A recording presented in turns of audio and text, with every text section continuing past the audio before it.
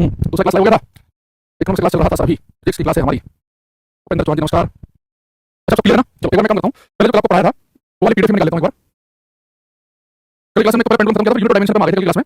और जिस बच्चे ने कल क्लास नहीं ली उसे आज की क्लास में पता भी चलेगा कि पढ़ा रहा हूँ। तो आप सबसे मेरा अनुरोध है कि पहले कल की क्लास देखा है, तो कल की क्लास में टोटल आगुण तक पढ़ लिया था, है ना? हमने पढ़ा कि क्लास में वर्क, एनर्जी, टॉर्क इन सभी का डायमेंशनल फॉर्मूला सेम होता है ml स्क्वायर टी की पावर -2। ठीक है, एक बार मैं आपको रिवाइज कराता हूँ। मैंने आपसे कहा था कि मैं टोटल 10 याद रखने, बाकी सब हम निकाल लेंगे, लेकिन मैंने आपको 9 तक बता दिया, 3 4 5 6 7 8 9। जो 9 आपको याद रखने को कौन सा मैंने, अगर आपको मीटर दिखे तो उसका एल चिपका देना, किलोग्राम दिखे तो एम चिपका देना, सेकंड देना टी, ठीक है, और कैलोरी देना के थीटा, जो भी आपका मन करे के थीटा, एम्पियर देना ए, मोल देना मोल या एन, कैंडल देना सीडी। एक मैंने फोर्स का याद रखेंगे ml टी की पावर -2, एक मैंने कहा कि जूल याद रखेंगे ml स्क्वायर टी की पावर -2। तो हमने कल हमने क्लास में ये 7 फंडामेंटल याद किए थे, और दो मैंने कहा कि आपको यहाँ पर भी फोर्स की न्यूटन दिखे, तो न्यूटन लिखेंगे ml टी की पावर -2, वर्क एनर्जी को आपने जूल में, जूल लिखेंगे ml स्क्वायर टी की पावर -2। ठीक है, तो उम्मीद कर रहा हूँ यहाँ तक की जो बात है वो आपको समझ आ गई होगी। ठीक है, अब आगे बढ़ते हैं। चलो आज की क्लास में सबसे पहले लिखेंगे मैकेनिकल पावर, यांत्रिक शक्ति, मैकेनिकल पावर यांत्रिक शक्ति। एक डायमेंशनल फॉर्मूला लिखेंगे हम आज की क्लास में, मोमेंट ऑफ इनर्शिया, जड़त्व आघूर्ण। एक लिखेंगे हम एंगुलर मोमेंटम, कोणीय संवेग, कोणीय संवेग। एक हम लिखेंगे प्लांक्स कांस्टेंट, प्लांक नियतांक, प्लांक्स कांस्टेंट, प्लांक। ठीक है, अगर पेपर देखेंगे भाई तो टेलीग्राम वाला क्वेश्चन 8 को बताइएगा। आज की क्लास है, कल की क्लास है? आज आएगा, अभी तो नहीं आऊंगा शायद सुबह। क्वेश्चन नंबर 8 था कि the acceleration experience by free falling object independent of its, ये भाई पढ़ा हमने क्लास में, ग्रेविटी वाला चैप्टर देखना हो जाएगा। देखो बेटा पावर है, वन चेक करते हैं। सबसे पहले मैं जब आपको डायमेंशनल फॉर्मूला लिखने होंगे तो आप अपने आप से कहेंगे कि मैं नहीं लिखूंगा, मैं सबसे पहले की मात्रा की यूनिट लिखूंगा। बेटा पावर की मैंने आपको यूनिट बताई थी, वाट होती है, एक्साइटेशन नाम पे, वाट जेम्स वोल्ट के नाम पे। मोमेंट ऑफ इनर्शिया का मात्रा अगर आपको याद हो तो मैंने आपको बताया kilogram metre square. Angular momentum का मात्रा वो सारे बताया मैंने आपको, इसका मात्रा बताया मैंने kilogram metre square upon second. और प्लांक कांस्टेंट को लिखते हैं h से, इसे करना इसकी वैल्यू होती है 6.6 गुणा 10 की पावर -34। इसकी वैल्यू भी पूछ सकता है, और डायमेंशन निकालने के लिए मात्रक भी पता चाहिए, होता है जूल सेकंड। हमने इन सबके मात्रा लिख दिए हैं, आप सभी ट्राई करेंगे कि क्या आप इनके डायमेंशनल फॉर्मूले लिख सकते हैं कि नहीं। तो पहले 2 3 4 लिख लेते हैं कि आसान लिखने, इसमें भी बाद में आएंगे। जो मोमेंट ऑफ इनर्शिया का मात्रक होता है किलोग्राम मीटर स्क्वायर, तो आपको पता है कि किलोग्राम की जगह m चिपकाते हैं, मीटर की जगह l लिखते हैं, मीटर स्क्वायर की जगह l स्क्वायर आ गया, तो मोमेंट ऑफ इनर्शिया का डायमेंशनल फॉर्मूला हो गया ml स्क्वायर। अब एंगुलर मोमेंटम पे आओ, कोणीय संवेग पे किलोग्राम की जगह m, मीटर स्क्वायर की जगह l स्क्वायर, नीचे लिखा सेकंड, तो सेकंड की जगह t आएगा, t ऊपर जाकर माइनस का, तो बन गया ml स्क्वायर t की पावर -1।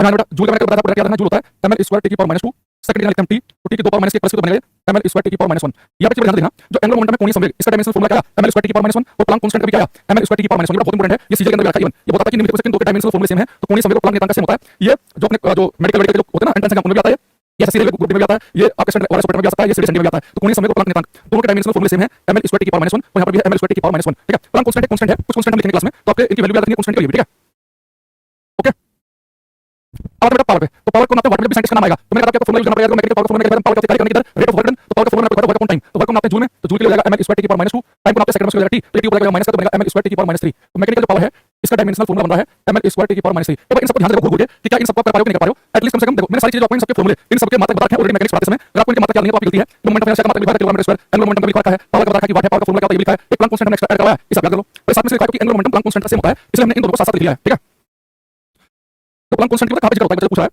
जैसे आप सभी को पता है, अगर मैंने क्लास में लाइट वाला चैप्टर पढ़ा दिया है, नहीं पढ़ा तो आगे पढ़ाऊंगा कि लाइट जो है प्रकाश जो है ये फोटोन नामक कणों से मिलकर बनी है। लाइट जो है फोटोन से मिलकर बनी है। अगर आपसे पूछे कि एक फोटोन की एनर्जी कितनी होती है, एनर्जी ऑफ वन फोटोन। अगर आपसे पूछे कि एक फोटोन की ऊर्जा कितनी होती है, तो एक फोटोन की एनर्जी होती है is equal to h nu. यहाँ पे न्यू क्या है, फोटोन की frequency, frequency of photon, photon की आवृत्ति। और यहाँ पे h क्या है, Planck constant, Planck's constant, Planck नियतांक। तो किसी फोटोन की एनर्जी होती है h न्यू, और यहाँ पे जो h है प्लांक नियतांक है। तो पहली बार जो एक प्लांक साइंटिस्ट है मैक्स प्लांक, उन्होंने बताया कि लाइट जिन पार्टिकल्स से मिलकर बनी है उन्हें फोटोन कहेंगे, और एक फोटोन की ऊर्जा होती है h न्यू। यहाँ पे उनके नाम पर इस जो h है जो कांस्टेंट वैल्यू से कहते हैं प्लांक कांस्टेंट, और इसकी वैल्यू होती है 6.6 गुणा 10 की power -34 joule second. Science background के बच्चों को पता होगी पहले से ऑलरेडी। ठीक है, बाकी मत याद कर लेना कि प्लांक कांस्टेंट का मान क्या है, 6.6 गुणा 10 की पावर -34 जूल सेकंड, और इसका डायमेंशनल फॉर्मूला आएगा एंगुलर मोमेंटम करके आता है। ठीक है, सर लाइट से बच्चे का याद करें, मेरे और लाइट भी है, मैं कर पा रहा हूं, मेरे दूतपाल सरकार कह रहे हैं ओके। चलो ठीक है, अब थोड़ा सा आगे बढ़ते हैं। अच्छा एक बार मैं लिखेंगे, ये बहुत आसान है, मैं पूछ रहा हूं आपसे, एक ये सबको करना है। क्षेत्रफल, वॉल्यूम, आयतन, डेंसिटी, घनत्व, एक लिखना है स्ट्रेन, विकृति, एक लिखना है प्रेशर, दाब, एक लिखना है स्ट्रेस, प्रतिबल, एक लिखना है Young's modulus of elasticity, Young का प्रत्यास्थ गुणांक। यंग एक वैज्ञानिक का नाम है, यंग का प्रत्यास्थ गुणांक, यंग का प्रत्यास्थ गुणांक, यंग का प्रत्यास्थ गुणांक। जितना आप लिख पाओ, जो नहीं सब आप लिख पाओगे, जिसका आप लिख पा रहे हो उसका अप्लाई करो, जो जिसका लिख पाओ उसका लिखो। इनमें से 2 4 तो आप लिख लोगे, सारे लिखना जरूरी नहीं है, और 2 4 तो बड़े आराम से आप लिख लोगे। डायमेंशन फॉर्मूला कैसे लिखते हैं, पहले आप इनकी मात्रा लिखो, तो उसके बाद अपने आप सबका काम हो जाएगा। यंग का प्रत्यास्थ गुणांक। देखो अगर आप क्षेत्रफल, वॉल्यूम, डेंसिटी इन सबके तीन नहीं लिख पाए तो बहुत बेइज्जती वाली बात है। देखो आप सभी को पता है भाई, जो एरिया होता है एरिया को किस में नापते हैं, एरिया को नापते हैं मीटर स्क्वायर में, वॉल्यूम को नापते हैं मीटर क्यूब में, और डेंसिटी का मात्रा क्या होता है, किलोग्राम पर मीटर क्यूब। इनको आप लिख लोगे। ठीक है, अब स्ट्रेन का मैंने बता रखा, उसका मैं बताऊंगा। प्रेशर का मात्रा होता है पास्कल, और सिंबल होता है इसका पीए। ठीक है, प्रतिबल का भी बताया नहीं तो छोड़ दो, और मोडुलस ऑफ इलास्टिसिटी को छोड़ दो भी, लेकिन आप कम से कम इन 3 4 का तो ट्राई कर सकते हैं। ठीक है, तो तुलक की जरूरत नहीं है, छोड़ो। देखो एक बेटा जो एरिया बनाते हैं मीटर स्क्वायर में, मीटर के लिखते हैं एल, तो मीटर स्क्वायर का एल स्क्वायर, वॉल्यूम का हो गया एल क्यूब, किलोग्राम के लिखेंगे एम, मीटर क्यूब का हो गया एल क्यूब, तो बन जाएगा एम एल की पावर -3, एम एल की पावर -3, ठीक है, एम एल की पावर -3। अब जो प्रेशर है दाब, इसके यूनिट के पास एक साइंटिस्ट के नाम पे है, तो आपको फॉर्मूला यूज करना पड़ेगा। प्रेशर का फॉर्मूला सबको पता होगा, फोर्स अपॉन एरिया होता है, दाब का मतलब क्या होता है बल बटे क्षेत्रफल। तो फोर्स के लिए मैंने आपको डायरेक्ट बता रखा है कि फोर्स के लिए डायरेक्ट यूज करेंगे एम एल टी की पावर -2 और एरिया के नाम पे ऊपर लिखा एल स्क्वायर। इसे हम सोल्व करेंगे तो एक एल से कट जाएगा, जो एल बचेगा वो पड़ेगा माइनस हो जाएगा, तो एम एल की पावर -1 टी की पावर -2। बेटा प्रेशर का मैं एक बार लिखूंगा, मैं एग्जाम में प्रेशर का कई पेपर में आया हुआ है, तो इसका याद रखना कि प्रेशर की यूनिट पास्कल, फॉर्मूला होता है फोर्स अपॉन एरिया, तो यहां से निकाल सकते हैं इसका डायमेंशनल फॉर्मूला एम एल की पावर -1 टी की पावर -2। यहां तक कर पाएंगे नहीं? रेलवे के बीच में हमारे सर ने बैच निकाले थे 99 रुपए का, कुछ बैच आए थे, तो जो ऐसे बैच होते हैं 2-3 दिन के लिए होते हैं। 99 कैसे होते हैं? 10 दिन 15 दिन में एडमिशन रहेंगे, क्योंकि बहुत जल्दी एडमिशन बुला जाते हैं, तो हमें क्लोज करना पड़ता है कि हमारे यहाँ पर एक रहता है कि किसी बैच में इतने बच्चे होने चाहिए, उससे ज्यादा हम बंद कर देते हैं। तो इतना ज्यादा हो जाएगा कि टीचर कमेंट वगैरह ले नहीं पाएगा। तो हमारे यहाँ अलग तरीका हमारा ये नहीं है कि आ रहा है कोई तो बताओ नहीं, जैसे कोई बैच थोड़ा सा पुराना हो जाएगा एडमिशन क्लोज कर देते हैं, ताकि ऐसा ना हो कि बहुत छूटने का बच्चा एडमिशन ले। तो कुछ हमारे यहाँ पे नॉर्म्स हैं, उन्हें फुलफिल करना पड़ता है, ठीक है। अब आप देखिए स्ट्रेन विकृति, ये स्ट्रेन मैंने आपको नहीं बताया, तो स्ट्रेन, स्ट्रेस और यंग मॉडुलस एक बार बात है। तो सबसे पहले बात करते हैं स्ट्रेन की विकृति की। स्ट्रेन विकृति देखो, जैसे हम आपसे कहूं मेरे पास में एक रोड, एक छड़ है, इस छड़ की लंबाई है बेटा मान लो कि एल है, छड़ की लंबाई कितनी है एल, मैंने थोड़ी सी हिट दी और इसकी लंबाई जो है वो बढ़ के बेटा मान लो हो गई एल डैश, छड़ की लंबाई है वो एल से एल डैश हो गई, ठीक। तो लंबाई कितनी थी एल थी, उसमें थोड़ी सी गर्मी दी हिट दी एल डैश हो गई, लंबाई थोड़ी सी बढ़ गई। या मान लो कि छड़ की लंबाई एल थी, पता है मान लो लंबाई एल है, हल्का सा खींच दिया तो लंबाई बढ़ गई एल डैश, तो लंबाई में कितना परिवर्तन होगा तो एकदम डेल्टा से। तो परिवर्तन कैसे निकालते हैं? फाइनल में से इंग्लिश घटा दो, तो फाइनल लंबाई में से इंग्लिश घटा दो, लंबाई में परिवर्तन आ गया। अब देखो विकृति स्ट्रेन क्या होता है? स्ट्रेन विकृति, विकृति होती है कितना चेंज आया, कितना परिवर्तन हुआ बटे ओरिजिनल, यानी लंबाई में कितना परिवर्तन आया बटे ओरिजिनल लंबाई। अगर आपको लंबाई में विकृति निकालनी है तो लंबाई में कितना परिवर्तन हुआ बटे ओरिजिनल लंबाई। मान लो आपको एरिया में विकृति निकालनी हो तो एरिया में कितना परिवर्तन आया बटे ओरिजिनल एरिया, वॉल्यूम आयतन में विकृति निकालनी हो तो वॉल्यूम में कितना चेंज आया बटे ओरिजिनल वॉल्यूम। यानी विकृति होती है कितना परिवर्तन हुआ बटे ओरिजिनल। अब बताओ अब मैं यहाँ पर निकाल रहा हूँ लंबाई में विकृति स्ट्रेन इन लेंथ, तो लंबाई में कितना चेंज आया बटे ओरिजिनल लंबाई, मुझे क्यों लंबाई कितना मीटर में, लंबाई में चेंज मीटर में होगा ना, लंबाई 1 सेकंड में हो गई तो कितना चेंज आधे मीटर का, तो लंबाई मीटर में नापना है, चेंज मीटर में नापना है, तो मीटर से मीटर पड़ जाएगा। ये जो स्ट्रेन है इसकी कोई यूनिट कोई मात्रक नहीं होगा, अगर इसकी कोई यूनिट ही नहीं है, यूनिटलेस स्ट्रेन जो है ये यूनिटलेस क्वांटिटी है, इसका कोई मात्रक नहीं होता। अब एक चीज बताओ ये मात्रकहीन है, अब मैं डायमेंशन कैसे निकालूं? डायमेंशन तो मात्रक कैसे निकालूं? किलोग्राम के एम लिखो, मीटर के एम लिखो, और इसका कोई मात्रक ही नहीं है तो इसकी कोई डायमेंशन भी नहीं बनेगी, यानी कि डायमेंशन लेस भी है, डायमेंशन लेस विमाहीन। तो विकृति जो है ये पेपर में आता है, ना इसकी कोई यूनिट होती है ना ही कोई इसका डायमेंशन होती है, तो यूनिटलेस भी है और डायमेंशन लेस भी है। ये हमारे पास में मात्रकहीन भी है और विमाहीन भी है। दूसरा इनकी डायमेंशन नहीं होती, एक बार पेपर में डायमेंशन लेस लिखा है उसे ऐसे लिखेगा इसकी डायमेंशन होगी m की पावर 0 l की 0 t की पावर 0, तो किसी नंबर की पावर 0 का मतलब 1, तो 1 1 हो जाएगा, कुछ नहीं होगी। अच्छा स्ट्रेस प्रतिबल, तो प्रेशर होता है फोर्स अपॉन एरिया, अगर स्ट्रेस प्रतिबल क्या है इसका फॉर्मूला भी बनता है फोर्स अपॉन एरिया, बस यहाँ पे थोड़ा सा फर्क क्या है, ये तुम्हारे पास स्ट्रेन हो गई विकृति चेंज बटे ओरिजिनल, अगर स्ट्रेस प्रतिबल को समझना, स्ट्रेस प्रतिबल ये मान लो कि मेरे पास में एक तार है और मैंने इसमें बहुत भारी वजन लटका के इसे थोड़ा खींच दिया, मतलब कि इस पत्थर का मास है m, तो m हो जाएगा, तो तार थोड़ा सा खींचेगा। अब बड़े ध्यान से समझना चीज को कि जैसे मेरे पास में एक स्प्रिंग है, मैं स्प्रिंग को थोड़ा सा खींच दूं तो जैसे मैं अपना हाथ रखूंगा तो स्प्रिंग झुकता तो वैसे हो जाता है, क्यों होता है? जब भी किसी चीज की आप सकल सूरत बदलते हैं, जैसे स्प्रिंग को खींच रहे हैं, जब किसी वस्तु की आप सकल सूरत बदलेंगे तो एक फोर्स लगता है, उसको कहते हैं restoring force, perpendicular restoring force होता है, वो फोर्स जो वस्तु को रिस्टोर करता है उसकी पहले वाली शेप में ही। जब किसी वस्तु को आप ऐसे खींचेंगे तो एक बार रिस्टोरिंग फोर्स मिला होता है, तो रिस्टोरिंग फोर्स होता है परपेंडिकुलर, वो बल जो वस्तु की शेप को वैसे वैसे करना चाहता है। आप रबर को खींचते हो छोटे रबर से क्यों जाती है? रिस्टोरिंग फोर्स की वजह से, परपेंडिकुलर की वजह से। पर आप एक लिमिट से खींच दोगे तो रिस्टोरिंग फोर्स रिस्टोर नहीं कर पाता, तो कोई भी वस्तु जब आप खींचते हैं तो वापस अपनी शेप में क्यों जाती है? रिस्टोरिंग फोर्स की वजह से। तो जो स्ट्रेस प्रतिबल होता है इसका फॉर्मूला भी होता है फोर्स अपॉन एरिया, बस यहाँ पे फोर्स होता है restoring force, restoring force upon area, यानी कि प्रत्यानयन बल बटे क्षेत्रफल। अब चलो ये जो स्ट्रेस है ये प्रेशर में होता है एक्सटर्नल फोर्स बाह्य बल बटे क्षेत्रफल, ये प्रत्यानयन स्ट्रेस में क्या है? रिस्टोरिंग फोर्स, अरे क्या हो रहा है बार-बार, रिस्टोरिंग फोर्स बटे एरिया। तो यहाँ पे जो फोर्स है स्ट्रेस प्रतिबल में जो फोर्स है वो फोर्स वस्तु को वापस उसी शेप में रिस्टोर करना चाह रहा है, तो भाई फोर्स को कैसा भी हो, जब बाह्य बल रिस्टोरिंग फोर्स को न्यूटन में नापेंगे तो न्यूटन में एरिया को मीटर स्क्वायर में नापेंगे तो इसका मतलब क्या बनेगा न्यूटन पर मीटर स्क्वायर, और डायमेंशन ये आ जाएगी न्यूटन के लिए m की पावर -2 मीटर स्क्वायर के लिए l स्क्वायर, तो सोल्व करेंगे तो इसकी डायमेंशन भी आएगी जो प्रेशर की है। तो प्रेशर की डायमेंशन और स्ट्रेस प्रतिबल की दोनों की सेम होती है, प्रेशर भी फोर्स अपॉन एरिया है और ये भी फोर्स अपॉन एरिया है, बस स्ट्रेस में कौन सा फोर्स होता है? प्रत्यानयन बल जो वस्तु को रिस्टोर करता है उसकी वापस उसी शेप में। यहाँ पे जो फोर्स और रिस्टोरिंग फोर्स है दोनों का फॉर्मूला सेम ही है, तो दोनों सेम आएगा। ये जो मॉडुलस होता है इसे लिखते हैं बाई से, और इसका फॉर्मूला होता है स्ट्रेस अपॉन स्ट्रेन प्रतिबल बटे विकृति। अब मुझे पता है कि विकृति जो है स्ट्रेन इसकी कोई डायमेंशन होती नहीं है, तो जो स्ट्रेस की होगी वही मॉडुलस प्लास्टिसिटी की भी होगी। स्ट्रेस की तो ये प्रेशर वाली m l की पावर -1 t की पावर -2, तो बेटा ये बहुत काम की चीज है। एक तो ये प्रेशर स्ट्रेस और यंग मॉडुलस इन तीनों के डायमेंशनल फॉर्मूले सेम होते हैं, ये भी पेपर में आपको भर के दिखेगा प्रीवियस ईयर में, आप देखोगे तो जो v में सूत्र दाब का वही प्रतिबल का, क्यों दोनों formula force upon area, force upon area. Young modulus का होता है स्ट्रेस अपॉन स्ट्रेन प्रतिबल बटे विकृति, तो स्ट्रेन जो है इसकी कोई डायमेंशन नहीं है, डायमेंशन लेस है, तो जो स्ट्रेस की होगी इसकी भी आएगी, तो स्ट्रेस की क्या है वही प्रेशर की है, तो इन तीनों के डायमेंशन फॉर्मूले सेम है। एक ये वाला ध्यान रखना, एक Planck constant angular momentum same है, याद रखना। और कल की क्लास में आपको बताया था ये वर्क एनर्जी और टॉर्क इन तीनों का सेम है, ये भी याद रखना है, ठीक है। तो जिन जिनके सेम है इन्हें जरूर याद रखना, अलग से ना आप अपने चार्ट बना लेना किन किन के सेम है, ठीक है। गुड मॉर्निंग जय श्री राम, मोहम्मद मुजफ्फर हुसैन आ गया, हेलो सर। बेटा आपको पता है बहुत तगड़ी एनर्जी है, जो बच्चे चलती क्लास में गुड मॉर्निंग जय श्री राम जय हिंद जय भारत वंदे मातरम करते हैं, ये सारे काम क्लास के स्टार्टिंग के हैं। 8 बजे की क्लास 8 बजे कर रही है, अगर बीच में एक तो आने आ जाओ तो चुपचाप क्लास में आए, कोई कमेंट मत करो। टीचर को लगता है कि बच्चे क्या पढ़ा रहे हैं तो सीरियसली पढ़ाई को लेके इसका मन करा 8:30 बजे उठा के किसी को 8:20 को 9 बजे आएगा, तो ये हरकत मत करो, ठीक है। तो यंग मॉडुलस से सिंबल क्या होता है भाई? तो यंग मॉडुलस जो है हम लिखते हैं, फॉर्मूला क्या होता है? स्ट्रेस अपॉन स्ट्रेन प्रतिबल बटे विकृति। तो यहाँ पे स्ट्रेन जो है डायमेंशन लेस है, तो स्ट्रेस का डायमेंशन होगी इसकी भी बनेगी, तो सेम हो गया, ठीक है। अगली बात है देखो, अब यहाँ पे लिखेंगे हम डबल लिख देता हूँ, एक लिखो यहाँ पे रेफ्रैक्टिव इंडेक्स अपवर्तनांक, एक लिखेंगे मैग्निफिकेशन आवर्धन क्षमता, एक लिखेंगे यहाँ पे हम रिलेटिव डेंसिटी, बेटा खाली डेंसिटी लिखा, मैं लिखा रिलेटिव डेंसिटी, तो आप एक्स घनत्व, या पेपर में आपको स्पेसिफिक ग्रेविटी लिखा सकता है, दोनों एक ही बात है लगभग, सफिक्स ग्रेविटी विशिष्ट गुरुत्व,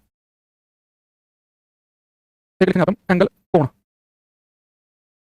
ठीक है।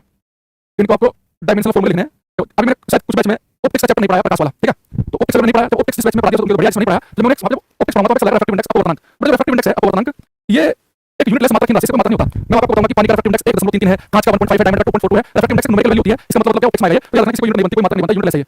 बेटा मैग्नीफिकेशन भी ऑप्टिक्स में आएगा। मैं आपको बताऊंगा कि इस दर्पण की मैग्नीफिकेशन 1 है, इस दर्पण की 1 से कम है, इस मिरर की 1 से ज्यादा है, तो इसकी वैल्यू होती है, ये यूनिटलेस क्वांटिटी है, यूनिटलेस। बेटा पेपर में खाली डेंसिटी लिखा हुआ है, घनत्व डेंसिटी को नापते किलोग्राम पर मीटर क्यूब में। ये जो रिलेटिव डेंसिटी है ना, ये भी यूनिटलेस क्वांटिटी है। ये रिलेटिव डेंसिटी जो है ना, ये ऐसा होता है, मान लो मैं आपसे कह दूं कि कोई लिक्विड है, कोई तेल है, कोई तरल है, उसकी रिलेटिव डेंसिटी 5 है, तो इसका कहने का मतलब है कि ये लिक्विड है ना, जिसकी रिलेटिव डेंसिटी 5 है, यानी पानी से 5 गुना ज्यादा डेंस है, पानी से 5 गुना ज्यादा घनत्व है, तो रिलेटिव डेंसिटी कंपेयर करने का मतलब है रिलेटिव डेंसिटी 12 तो पानी से 12 गुना ज्यादा भारी, ज्यादा डेंस, रिलेटिव डेंसिटी 7 तो पानी के मुकाबले 7 गुना ज्यादा घनत्व, तो इसमें कोई यूनिट नहीं होती है, यूनिटलेस क्वांटिटी है, ठीक है। अगर जिनकी कोई यूनिट नहीं बनेगी तो 100% उनकी कोई डायमेंशन भी नहीं होगी। जो यूनिटलेस है वो डायमेंशन लेस भी होते हैं। हल्के पेपर में जो आसान क्वेश्चन पूछना होता है पेपर में, तो डायमेंशन लेस क्वांटिटी के बारे में ज्यादा पूछता है, जब टीचर को टफ क्वेश्चन नहीं बनाना, बट यूनिट डायमेंशन से क्वेश्चन पूछना है, तो यूनिटलेस है ये, तो यूनिटलेस और डायमेंशन लेस भी माहिर भी होंगे, ठीक है। तो एक मिनट पहले आपको स्ट्रेन बताया था, ये जो स्ट्रेन है विकृति, तो एक स्ट्रेन में ऐसा किसी ना कोई यूनिट किसी को यूनिट नहीं है, उसकी डायमेंशन भी 100% नहीं होगी। जब यूनिट नहीं है तो डायमेंशन लिख सकते हैं, तो यूनिट में क्या करते हैं, किलोग्राम देखते हैं, एम लिखते हैं, मीटर देखते हैं, एल लिखते हैं, सेकंड देखते हैं, जिनकी कोई यूनिट ही नहीं है उनकी कोई डायमेंशन भी नहीं होगी। लेकिन मेरा जो एंगल के साथ थोड़ा सा अलग है, एंगल जो इसकी यूनिट है रेडियन, रेडियन इसकी यूनिट है रेडियन, लेकिन इसकी डायमेंशन नहीं है, डायमेंशन लेस है ये भी माहिर। यानी एक बात ध्यान से समझना कि जिनकी यूनिट नहीं है उनकी डायमेंशन तो होगी ही नहीं, तो मात्रा की तो नहीं होगी, लेकिन कभी-कभी ऐसा हो सकता है एक्सेप्शन के तौर पे कि यूनिट तो है लेकिन डायमेंशन ना हो। अब एंगल का मात्रा होता है रेडियन, इसकी डायमेंशन क्यों नहीं आती है, इसको मांगे लिख लो। हां चलो आ देखो, तो एंगल की डायमेंशन क्यों नहीं आ रही है, जैसे मान लो कि सर्कल है, यहाँ पे पॉइंट यहाँ से यहाँ तक गया और उसका कितना एंगल चला, केंद्र पे सेंटर पे कितना एंगल चला, थीटा। आप सबको एंगल का फॉर्मूला पता होगा कि कोण जो होता है चाप बटे त्रिज्या, आर का कोण रेडियस, कोण का बेसिक फॉर्मूला पता नहीं, आर का कोण रेडियस। ये मान लो यहाँ से तक चाप है, इसे बोलते हैं आर, ये चाप, हिंदी में चाप, बड़ा चाप की लंबाई मान लो कि एल है और रेडियस है आर, तो एंगल जो होता है थीटा होता है, चाप को एल से लिखते हैं, आर को रेडियस लिखते हैं आर से, तो रेडियस है उसको मीटर में नापेंगे तो उसकी डायमेंशन एल आ जाएगी। जो आर्क है ये भी तो मीटर में नापेंगे, कितने मीटर का चाप लगा इसके लिए भी एल होगा, तो दोनों एल से कट जाएंगे, कोई डायमेंशन बनेगी इसकी। तो जो एंगल होता है इसकी कोई डायमेंशन नहीं बनती है, लेकिन इसका मात्रा क्या लिखेंगे, क्या होता है रेडियन, ठीक है। तो पेपर में जो डायमेंशन लेकर पेपर पूछेगा कि जिसके यूनिट नहीं है उसकी डायमेंशन भी नहीं होगी, स्टेटमेंट सही है, वो कहता है कि यूनिट नहीं है तब भी डायमेंशन हो सकती है, और यूनिट ही नहीं है तो डायमेंशन 100% नहीं होगी। लेकिन बोलेगा कि कई बार ऐसा भी हो सकता है कि यूनिट तो है लेकिन तब भी डायमेंशन ना हो, ये संभव है, लेकिन यूनिट ही नहीं है तो फिर तो डायमेंशन होगी ही नहीं, ठीक है। जो मात्राहीन है वो भी माहीन भी होंगे, मात्राहीन है तो 100% माहीन भी होंगे, लेकिन मात्रा होते हुए ऐसा हो सकता है कि डायमेंशन ना हो, ठीक है। अच्छा अब मैं थोड़ा सा कुछ क्वेश्चन आपसे पूछता हूं, हमने पीडीएफ खोल रखी थी, ये क्वेश्चन करेगा बच्चा। क्वेश्चन नंबर 1 एक मैंने बताया था आपको, मनीष पहले क्वेश्चन कैसे आता है, क्वेश्चन कैसे आएगा, किस डायमेंशन बताओ क्या है, चार ऑप्शन होंगे, लिख के डायमेंशन लगा देना उसमें, और अलग से रॉकेट साइंस कर लिए।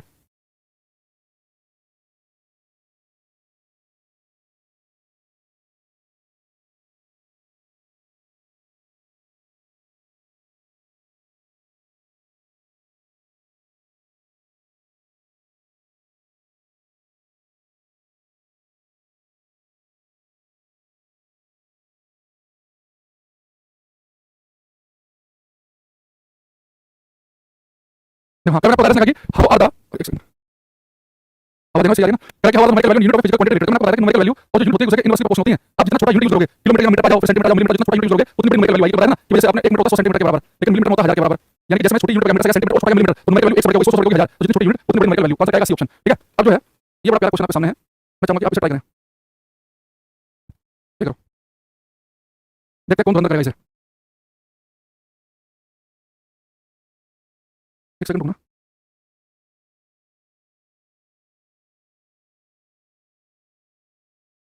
ये बड़ा माइनस लगा लेना है, ठीक है, यहाँ पे माइनस लगा देना, माइनस लगा, ये भी लगा, ठीक है। देखो एक कह रहा है कि कुछ गैसों की अवस्था का समीकरण P + A/V² ब्रैकेट में V - B = RT के रूप में व्यक्त किया जाता है। देखो ये हमारे पास में एक कह रहा है कि किसी कुछ गैसों के लिए उनके लिए समीकरण है ये, यहाँ पे P जो है दाब है, V का मतलब आयतन है, T है टेंपरेचर, A B R ये कांस्टेंट है, तो कह रहा है कि A का V में सूत्र बताओ। बेटा जो आपके सामने क्वेश्चन लिखा ना, ये वन डर वाल गैस इक्वेशन है, ठीक है, ये वन डर वाल गैस इक्वेशन। अब देखना देखो वन डर वाल गैस इक्वेशन, तो P+ के बाद से तो ये क्वेश्चन डायरेक्ट पूछ सकता है, P + A/V² V - B = RT। तो उसने पूछा क्या, उसने कहा हमारे से इसमें A का V में सूत्र क्या होगा, इस A का पूछा कि इसकी A की डायमेंशन क्या होगी, तो मुझे सबसे पहले मैं छोटा सा कॉन्सेप्ट यूज करना है, इससे मैं कई क्वेश्चन पूछने वाला हूं आपसे, ठीक है। तो ध्यान से समझना सब बच्चे, एक बताओ अगर मैं आपसे बोलूं कि भाई 10 मीटर मैं अगर 2 किलोग्राम जोड़ूंगा तो क्या आएगा, 10 मीटर + 2 किलोग्राम को बचा सकता है पूरी क्लास में, ये 10 मीटर में 2 किलोग्राम जोड़े तो क्या आएगा, आपको उससे बदतमीजी है, तो मीटर में मीटर जुड़ेगा, किलोग्राम में किलोग्राम जुड़ेगा, मीटर में किलोग्राम कैसे जुड़ जाएगा, ये तो आपने लिखा ही गलत है, लिखने का तरीका आपको गलत है, आंसर तो हम बताएंगे। अच्छा मैं आपसे कहूं कि 10 मीटर में 36 डिग्री सेल्सियस जोड़ना, कोई बदतमीजी कर रहे हो आप, ये फालतू की बात मत करो क्लास में। 10 मीटर में 4 मीटर जोड़ना, अब आना अप्लाई पे, तो कितना होगा 14 मीटर, मुझे पता है कि किलोग्राम में किलोग्राम जुड़ेगा, डिग्री सेल्सियस डिग्री सेल्सियस जुड़ेगा, मीटर जुड़ेगा, मीटर। अच्छा बताओ अगर मुझे ये P है प्रेशर, ये प्लस A/V² लिखा हुआ है, लेकिन P में ये A/V² जुड़ा है तो 100% यहाँ पे इसका मतलब क्या होगा, यानी कि जो मात्रा जो डायमेंशन P की होगी वही डायमेंशन है, वही मात्रा A/V² का भी होना चाहिए।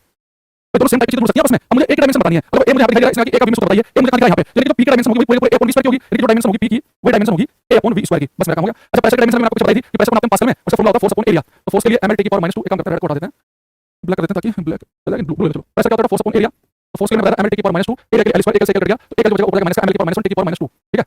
अब देखो तो प्रेशर की डायमेंशन मुझे पता है mL × -1 × -2, मुझे निकालनी है एक डायमेंशन, और वॉल्यूम को मीटर क्यूब में, ठीक है, तो वॉल्यूम का स्क्वायर है तो वॉल्यूम के लिए होगा L³ और स्क्वायर हो जाएगा, यहाँ पे क्या हो जाएगा ये A/L⁶। अब ये L⁶ हो जाएगा, ये -1 है, ये +6 है, तो कितनी पावर बचेगी 5, यानी जो एक डायमेंशन आएगी वो mL⁵ T⁻² आएगी, तो mL⁵ T⁻², यानी ये ऑप्शन सही है। आगे से पेपर में आपको एक सेकंड में याद रखना बेटा, ये जितने बहुत सारे आपको डायमेंशन पहले दिखाई है, कभी आपको 5 देखने को मिला है नहीं, 5 आपको देखने को मिला एक डायमेंशन में, आगे मैं आपको बहुत सारी बताऊंगा, लेकिन आप ये देखना कि आपको पावर 5 देखने को मिलेगी। पावर 5 जो है ना, ये केवल जो वन डर वाल गैस इक्वेशन है इसमें जो A कांस्टेंट है ना इसमें आती है, तो पेपर में भी पूछे कि वन डर वाल गैस इक्वेशन में जो कांस्टेंट A होता है उसका डायमेंशन बताओ, तो चार ऑप्शन में देखना पावर 5 दिखा वही सही है, या सब खुद ही पेपर जोड़ने का पेपर में आपको क्वेश्चन लिखेगा, पेपर में और बड़े बदतमीजी करता है, आपसे केवल कह देगा कि वन डर वाल गैस इक्वेशन बताओ कि जो कांस्टेंट A है उसकी डायमेंशन क्या बनेगी, तो वन डर वाल गैस इक्वेशन आपको पता होनी चाहिए P + A/V² V - B = RT, तो एक जो डायमेंशन है उसमें पावर 5 आती है, जानना आगे मैं से क्वेश्चन पूछूंगा। अच्छा आपसे पूछूं ये जो कांस्टेंट B है इसकी डायमेंशन बताओ पूरी क्लास क्या होगी, विकास चौधरी, बिहारी बाबू, मिस्टर तिवारी, अमन सिंह, प्राची, सुषमा कुमारी, फैजान हुसैन, मृदुपाल सरकार, रिंकू, विक्की, प्रदीप, भाई बृंदा, सोनू, हिमांशु, करो यूनिट बेस्ट टूल लिया था। हाँ तो सही है, उसमें काफी हमने कराया, अलग से कोई बेस्ट की जरूरत नहीं है। ये प्रॉपर्टी इसमें जो आपके सामने बी लिखा है, बी की डायमेंशन क्या होगी आपको सर ये लिखा आपने बी माइनस बी, यानी अगर बी में से बी घटा है तो दोनों सेम जैसे कैसे होंगे? आप किलोग्राम में से किलोग्राम घटा सकते हैं, किलोग्राम में किलोग्राम जोड़ सकते हैं, यानी जो बी की डायमेंशन होगी वही बी की होगी, यानी जो बी का डायमेंशन होगा वही 100% बी का भी होगा। तो वॉल्यूम को किसमें मीटर क्यूब यानी एल क्यूब, यानी बी की डायमेंशन आएगी वो क्या आएगी भाई एल क्यूब आएगी। तो बच्चा एल क्यूब लिख रहा है एल की पावर 3, ठीक है उनका एकदम सही है एल की पावर 3। बेटा बी माइनस बी है ना, बी का स्क्वायर थोड़ा है यहाँ पे, तो बी की डायमेंशन होगी जो बी की डायमेंशन है, तो बी का वॉल्यूम बनाते मीटर क्यूब में, तो मीटर क्यूब में एल क्यूब, तो एल की पावर 3 आएगी। हमें कैसे बाउंस कर रहा है समझ नहीं आ रहा कैसे होगा, बहुत बढ़िया भाई ऐसे कंपटीशन कम होगा, सबको बस बराबर समझ आ गया। तो जो बच्चे डेली आते हैं रजिस्टर खोलकर पेंसिल लिखते हैं तो डेली टाइम सारे पढ़ाई करते हैं तो बहुत दिक्कत हो जाएगी, और एक्स्ट्रा क्या पढ़ाइए कंपटीशन से कम होगा तो तुम्हारे मुखा चलाएगा क्लास में बढ़िया नहीं आया समझ तो इससे बढ़िया हो सकता है। भला तो भला जीवन में कुछ नहीं कर पाए दूसरों को भला तो कर कम से कम, दूसरों कंपटीशन कम करके सुरत में तुम्हारे पक्की हो चुकी है तो तुम भाई का काम कर रहे हो, ठीक है ना। ये क्वेश्चन करेगा बच्चा, इसमें कि वन वाला समीकरण p + a / v² v - b = rt में a / v² की इकाई यूनिट पूछा है, इस बार क्या होगी? कह रहा है कि a / v² का मात्रक बताओ, तो खाली एक ही पूछा पूरे a / v², इस a / v² का मात्रक पूछा है।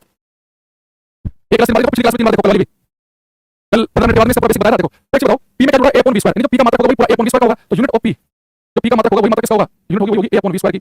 बट p का मात्रक क्या होता है? पास्कल, यानी कि a / v² की यूनिट बनेगी यूनिट ऑफ a / v² क्या बनेगी? पास्कल। पास्कल ऑप्शन है नहीं, लेकिन आपको बता दें कि 1 पास्कल किसके बराबर होता है? तो प्रेशर का फॉर्मूला होता है फोर्स अपॉन एरिया, तो प्रेशर को नापते हैं पास्कल में, तो 1 पास्कल किसके बराबर होगा? फोर्स के लिए न्यूटन और एरिया के लिए मीटर स्क्वायर, उसका मतलब बनेगा न्यूटन पर मीटर स्क्वायर, ठीक है न्यूटन पर मीटर स्क्वायर। तो पास्कल क्या लिख सकते हैं? न्यूटन पर मीटर स्क्वायर, तो किसकी होगी? Unit of a / v²। अब चेक करो आपको कैसे, तो न्यूटन पर मीटर स्क्वायर लिखा, जब सेंटीमीटर डाइन यूज करता है, ओके इसने सीरीज प्रणाली यूज किया है, मीटर या सेंटीमीटर और न्यूटन या डाइन। तो आपको मैंने क्लास में पढ़ा है कि 1 न्यूटन कितने डाइन के बराबर होता है? याद रखो किसका होता है? 10 की पावर 5 डाइन के, 1 न्यूटन में 1 लाख डाइन होते हैं, याद है। और 1 मीटर में होता है 100 सेंटीमीटर, तो 1 मीटर में होता है 100 सेंटीमीटर, तो 100 लेकिन मीटर स्क्वायर है तो 100 * 100 10 की पावर 4 सेंटीमीटर की पावर 4 हो जाएगा। तो 1 मीटर जो है सॉरी क्या कर रहा हूं मैं, 1 मीटर को थोड़ा जगह बनानी पड़ेगी। यूनिट ऑफ a स्क्वायर क्या आ जाएगी? Unit of a / v²। 1 Newton में कितने डाइन होते हैं? 1 लाख डाइन। 1 मीटर में कितने सेंटीमीटर होते हैं? 100 सेंटीमीटर, तो मीटर स्क्वायर 100 सेंटीमीटर भी स्क्वायर हो जाएगा, तो 10 की पावर 5 और 10 की पावर 2 पावर 4 हो जाएगी, तो बचेगा 10, तो डाइन पर सेंटीमीटर स्क्वायर। इसका मतलब क्या बनेगा? a / v² का डाइन पर सेंटीमीटर स्क्वायर। वैल्यू पूछा, खाली मात्रक पूछा है, तो डाइन पर सेंटीमीटर स्क्वायर का आंसर बनेगा सी ऑप्शन। देखो जो मात्रक प्रेशर का है वही मात्रक a / v² का है, तो प्रेशर का मात्रक क्या होता है? पास्कल, और पास्कल हम कह सकते हैं न्यूटन पर मीटर स्क्वायर, लेकिन सीरीज प्रणाली पूछा, सीरीज प्रणाली न्यूटन हम यूज करते हैं डाइन का, मीटर का यूज करते हैं सेंटीमीटर का, तो न्यूटन पर मीटर स्क्वायर का डाइन पर सेंटीमीटर स्क्वायर, ठीक है आंसर बनेगा सी ऑप्शन। ये वाला करना सब बच्चे, ये सब 1 से 3 सेकंड में कर सकते हैं, लेकिन शुरू के क्वेश्चन ध्यान से पढ़ोगे तो सुषमा, रिंकू, देव जाट, सरकार, अमरेश कुमार, प्राची, मिस्टर तिवारी, विनय चौधरी, क्वेश्चन नंबर लिखना साथ में। क्या वंडरवाल के कैसे विकर्ण स्थिरांक a और b, तो वंडरवाल कैसे क्वेश्चन आपको याद होगी p + a / v² v - b = rt। तो मैं अगर इसमें कांस्टेंट a है उसकी पावर मात्रा 5, तो पावर 5 में इसी ऑप्शन में लिखा है, यानी a का भी हो गया और b का मैं वही डायमेंशन होगी जो v की है, तो l क्यूब भी आएगा, यानी कि d आंसर हो गया। यानी वंडरवाल वाला क्वेश्चन बाकी बच्चों के लिए हो सकता है, हां जे के लिए बहुत बेनिफिशियल है, मतलब बाकी बच्चों को टाइम लगेगा, आपको पता चलेगा कि वंडरवाल के इस क्वेश्चन में जो a है उसमें पावर 5 लिखनी चाहिए, वो जनरली आपको एक ऑप्शन दिखेगी तो काम बहुत आसान हो जाएगा। ये करना इसका हमारे से कि वंडरवाल के समीकरण में the unit of constant a, आपको आपसे केवल कांस्टेंट a की यूनिट पूछा है। अभी पिछले क्वेश्चन में उसने a / v² की यूनिट पूछी थी, इस बार खाली a की पूछ रहा है, करना है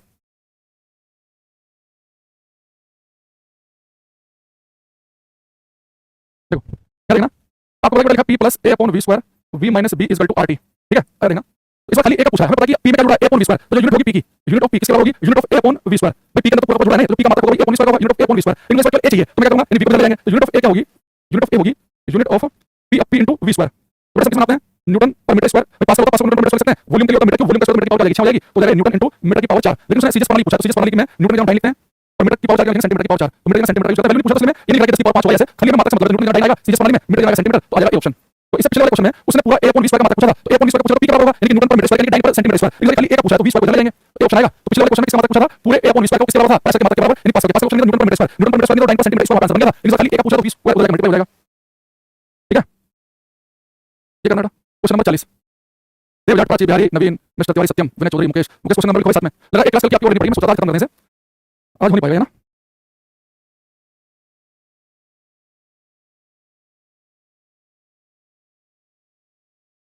देखो क्या कि young modulus of plasticity, young के 50 मान का विमित होता है, यंग मॉडुलस होता है ये होता है स्ट्रेस अपॉन स्ट्रेन, आज बताया प्रतिबल बटे विकृति, स्ट्रेन जो है इसका कुछ होता ही नहीं है, डायमेंशन जो स्ट्रेस की होगी यंग मॉडुलस की होगी, स्ट्रेस किसके बराबर होती है? प्रेशर के बराबर। तो इसका मैं करता सोल्व ml की पावर -1 t की पावर -2, तो चेक कर लेना इसका ऑप्शन आंसर बन जाएगा, ठीक है हां ये राखी कुमारी लगता है बाकी सब सही है, चले तो बाकी क्लास कल की ऑनलाइन खत्म करेंगे, आज के लिए रहते हैं बाकी कल मिलते हैं, ठीक है मैं बोलता हूं सी इन रेलवे प्रमोशन हो गया, बहुत बढ़िया, ठीक है थैंक यू बाय।